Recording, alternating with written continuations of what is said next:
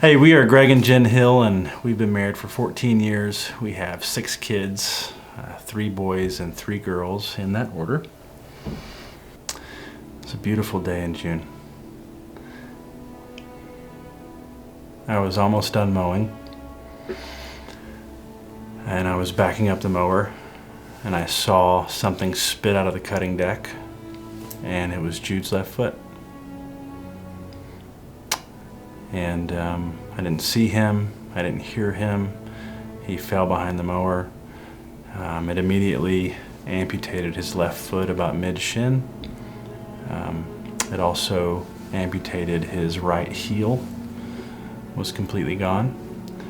And in the moment of the trauma, I'm out of my mind. I thought Jude was gonna die. I pulled my belt off to use it as a tourniquet.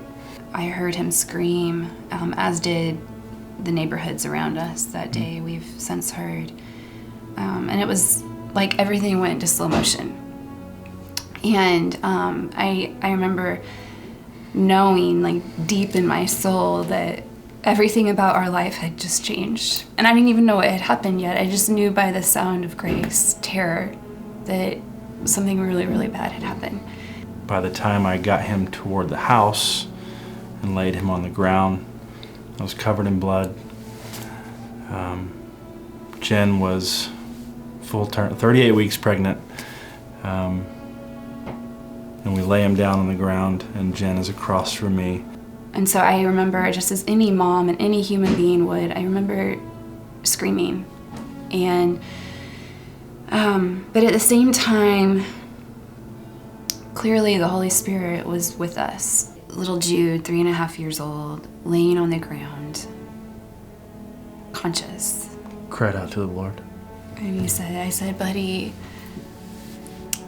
Jesus is with us right now. And he said, I need Jesus.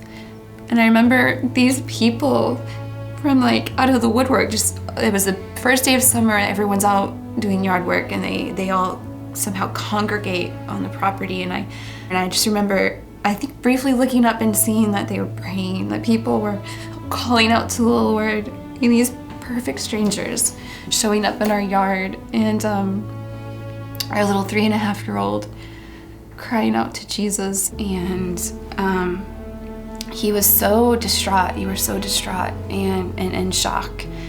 I just remember reaching across and grabbing your face and said, God is writing a story for us.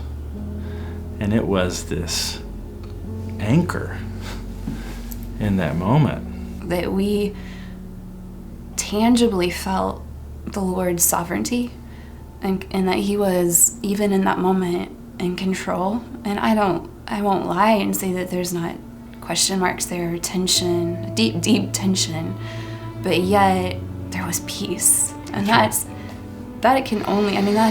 is God, to bring peace in a moment like that, and to give us those words and the assurance that he's sovereign. We are traumatized from the trauma. We're going to be traumatized, but we can't stay there, right? And we'll work through this. And part of that, I believe, is rejoicing. Today, Jude's alive and well. Technically speaking, he's a bilateral below-the-knee double amputee. And he's doing well. He's traumatized as well, but we can see grace around him and the other kids. Jude does what he wants. He rides a bike, he plays soccer, we wrestle in the basement. He does whatever he wants to do. He really likes to drum, he likes to cook, he likes to work. I asked him what he wanted for his birthday, and he said he wants a job.